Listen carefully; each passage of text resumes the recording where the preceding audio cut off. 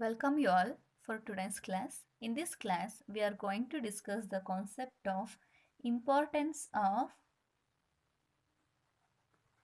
elasticity. Importance of elasticity in engineering applications.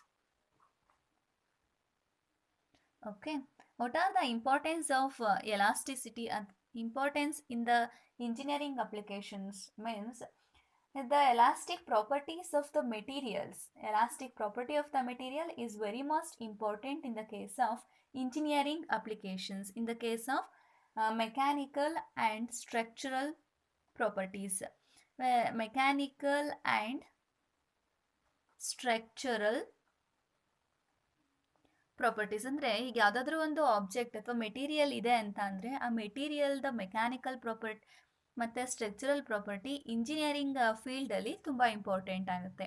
ಯಾಕೆ ಅಂತ ಅಂದರೆ ಅದರದ್ದು ಎಲಾಸ್ಟಿಕ್ ಬಿಹೇವಿಯರ್ನ ನೋಡಿಕೊಂಡು ಆ ಆಬ್ಜೆಕ್ಟ್ದು ಅಥವಾ ಮೆಟಲ್ದು ಅಥವಾ ಪ್ರಾಪರ್ಟಿನ ಸ್ಟಡಿ ಮಾಡ್ತಾ ಹೋಗ್ತೀವಿ.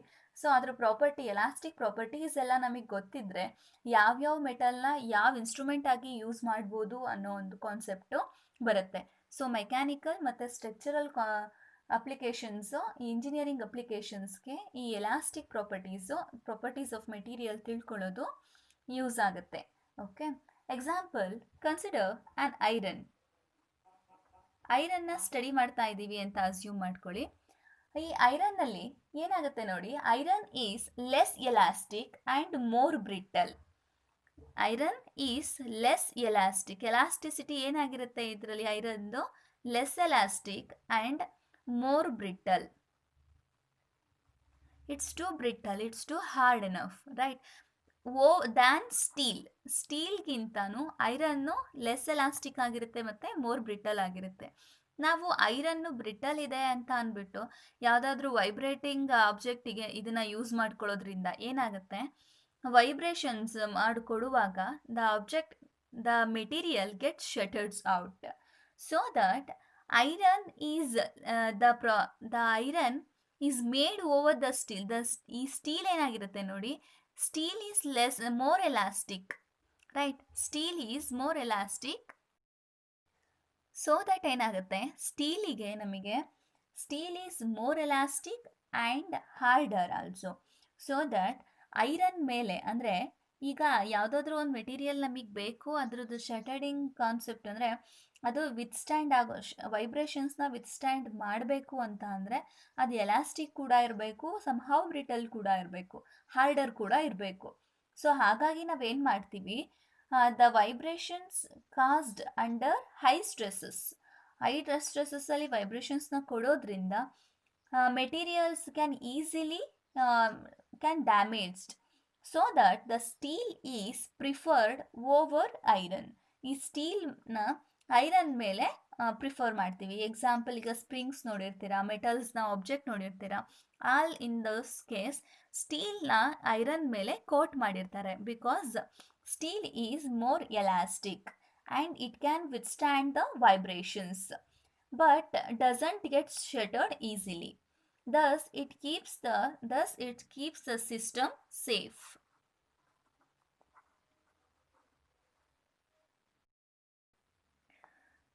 Okay. In the case of designing of a spring, ಈಗ ನಾವು ಸ್ಪ್ರಿಂಗ್ನ ಡಿಸೈನ್ ಮಾಡ್ತಾ ಇದ್ದೀವಿ ಅಂತ ಅಂದ್ಕೊಂಡ್ರೆ ಈ ಸ್ಪ್ರಿಂಗ್ನ ಡಿಸೈನ್ ಮಾಡೋದಕ್ಕೆ it must require A good knowledge of elasticity knowledge ಇದಕ್ಕೆ ಮಸ್ಟ್ ಅಂಡ್ ಶುಡ್. ಯಾಕೆ ಅಂತ ಅಂದರೆ the spring constant of the spring must depends on the elastic property of the material used. ನಾವಿಲ್ಲಿ ಯಾವ ಮೆಟೀರಿಯಲ್ನ ಯೂಸ್ ಮಾಡಿರ್ತೀವಿ ಆ ಮೆಟೀರಿಯಲ್ ಪ್ರಾಪರ್ಟಿ, ಎಲಾಸ್ಟಿಕ್ ಪ್ರಾಪರ್ಟಿ ಮೇಲೆ ಈ ಸ್ಪ್ರಿಂಗ್ ಕಾನ್ಸ್ಟೆಂಟ್ ಡಿಪೆಂಡ್ ಆಗಿರುತ್ತೆ. ಸೊ ದಟ್ ಎಲಾಸ್ಟಿಕ್ ಮೆಟೀರಿಯಲ್ದು ಅಂದರೆ the spring experiences fatigue as it is repeatedly stressed. ಈ ಸ್ಪ್ರಿಂಗ್ನ ನಾವು ರಿಪೀಟೆಡ್ ಆಗಿ ನಾವು ಸ್ಟ್ರೆಸ್ಸಿಗೆ ಒಳಪಡಿಸ್ತಿದ್ದೀವಿ ಅಂತ ಅಂದರೆ ಅದರದ್ದು ಫ್ಯಾಟಿಗ್ಯೂ ಅಂದರೆ ನಿಮಗೆ ಗೊತ್ತಿದೆ, ಎಲಾಸ್ಟಿಕ್ ಫ್ಯಾಟಿಗ್ಯೂ ಪ್ರಿವಿಯಸ್ ಕ್ಲಾಸಲ್ಲಿ ಎಕ್ಸ್ಪ್ಲೈನ್ ಮಾಡಿದ್ದೆ. ಸೊ ಎಲಾಸ್ಟಿಕ್ ಫ್ಯಾಟಿಗ್ಯೂ ಏನಾಗುತ್ತೆ, ಜಾಸ್ತಿ ಆಗುತ್ತೆ. Spring experiences of fatigue, so that the material chosen for the preparation of spring must be able to withstand the repeated stressing without undergoing fatigue or a failure. ಅಂದರೆ ಈ ಸ್ಪ್ರಿಂಗನ್ನ design ಮಾಡೋದಕ್ಕೆ ನಮಗೇನಾಗಿರಬೇಕು, ಆ material use ಮಾಡ್ಕೊಳ್ಳೋದು it must be A good material. Like the elastic, ಅದ್ರದ್ದು elastic property ಎಲ್ಲ study ಮಾಡಿ ನಾವೇನು ಮಾಡಬೇಕು, ಈ ಸ್ಪ್ರಿಂಗ್ ಕಾನ್ಸ್ಟೆಂಟ್ ಅಂದರೆ ಈ ಸ್ಪ್ರಿಂಗನ್ನು ಡಿಸೈನ್ ಮಾಡಬೇಕು.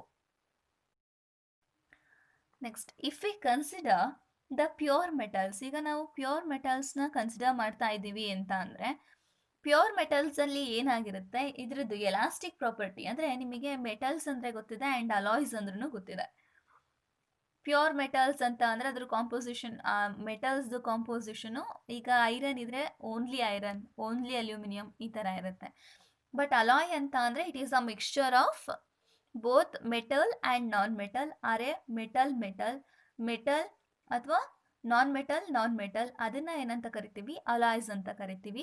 What is mean by alloys ಅಂತ ಅಂದರೆ mixture of more than 2 metals, ಅಂದರೆ 2 ಅಥವಾ ಅದಕ್ಕಿಂತ ಹೆಚ್ಚು ಮೆಟಲ್ಸ್ನ ಅಥವಾ ನಾನ್ ಮೆಟಲ್ಸ್ನ ಮಿಕ್ಸ್ ಆಗಿರುವಂಥ ಕಾಂಪೋಸಿಷನ್ನ ಏನಂತ ಕರೆಯೋದು, ಅಲಾಯ್ಸ್ ಅಂತ ಕರಿತೀವಿ. ಸೊ ಅಲಾಯ್ಸಲ್ಲಿ ಈಗ ಜನರಲ್ ಆಗಿ ಹೇಳೋದಾದರೆ, the pure metals are rarely find applications in the case of engineering physics. In the case of engineering applications, the pure metals have rarely find their opportunity compared to alloys, because alloys are the good elastic properties. Due to good elastic properties of the materials, the alloys find the various applications in the engineering field. So the elastic properties of alloys depends upon the percentage of composition of the material. ಈಗ ನಾವು ಯಾವ್ಯಾವ object ಅಂದರೆ ಯಾವ್ಯಾವ ಮೆಟಲ್ಸ್ನ ಉಪಯೋಗಿಸಿದ್ದೀವಿ, ಅದ್ರದ್ದು percentage composition ಏನು, ಅದ್ರ ಮೇಲೆ elastic property depend ಆಗಿರುತ್ತೆ ಈ ಅಲಾಯ್ಸ್ದು. ಸೊ ಅಲಾಯ್ಸ್ ಅಂದರೆ ಈಗ generally the pure metals are more softer than alloys. The pure metals ಏನಾಗಿರುತ್ತೆ, ಅಲಾಯ್ಸ್ಗೆ ಕಂಪೇರ್ ಮಾಡಿದ್ರೆ pure metals are softer than alloys. Thus, pure metals are rarely find the applications in engineering physics. Okay, and during the preparation or designing an instrument, the mainly alloys are used, and also the property of the elastic behavior will be studied. The percentage compositions of the object can be studied in the case of engineering applications. Okay, next concept is strain hardening.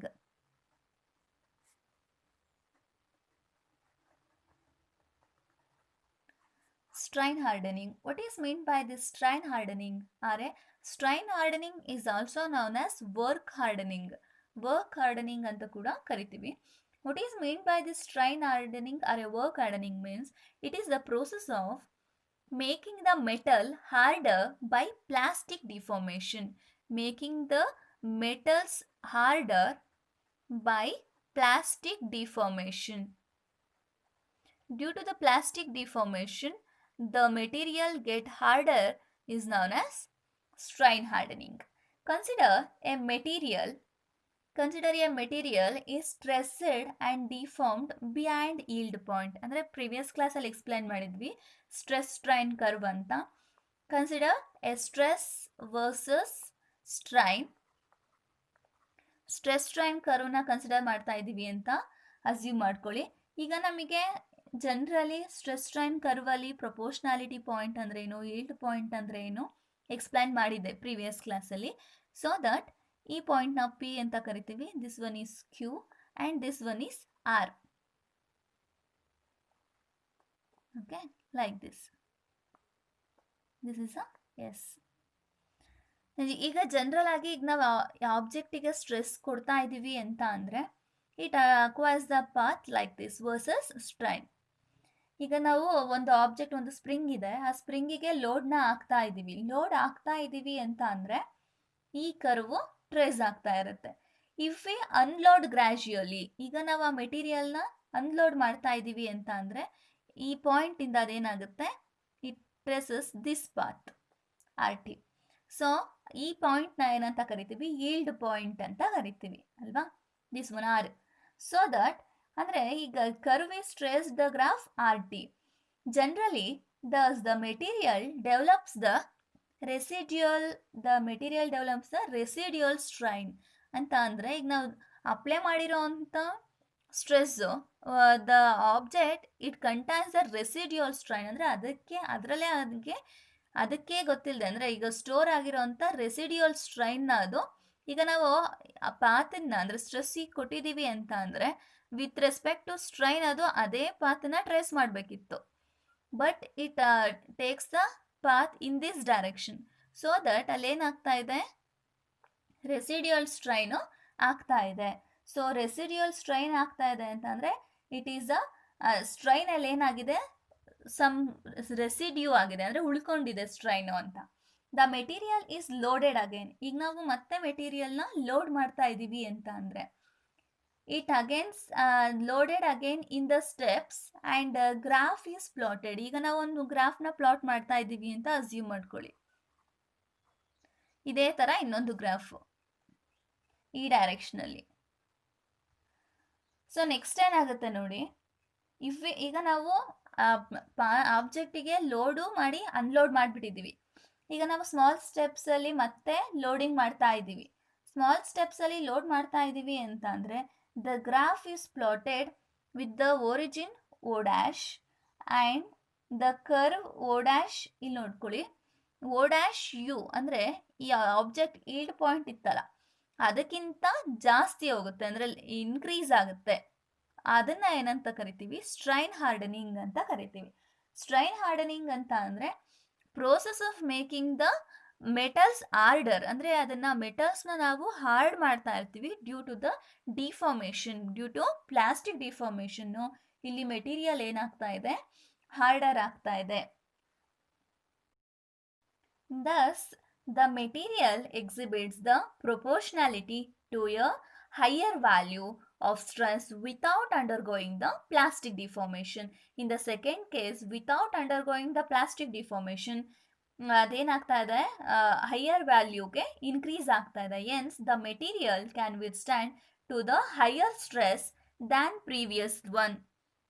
than previous one when it was not plastically deformed. This is known as strain hardening.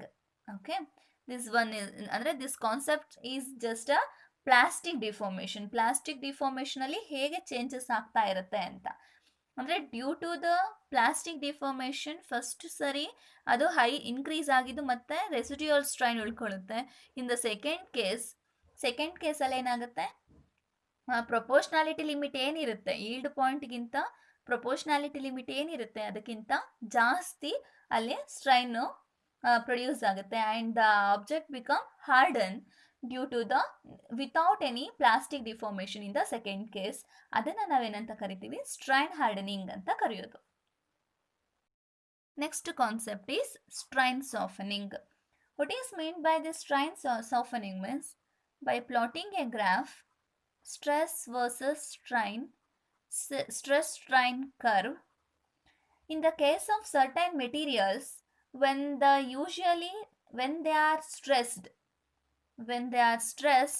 they are generally they get a behind, ಅಂದರೆ elastic ರೀಜನಲ್ಲಿ stress strain curve ಆಗುವಾಗ they take the negative slope. They attain the negative slope like this. So the negative slope, since the material can withstand the lower stresses in this region. The material withstand the lower stresses in this region, so that the stresses in this region is called strain softening. The stress in this region is a strain softening. In the case of certain materials, they are stressed, elastic region in the case of stress strain curve takes the negative slope, so that material can withstand to a lower stresses in this region. So hence it is called it as strain softening. These are the concept of importance of elasticity and the strain hardening and strain softening. Okay, thank you all.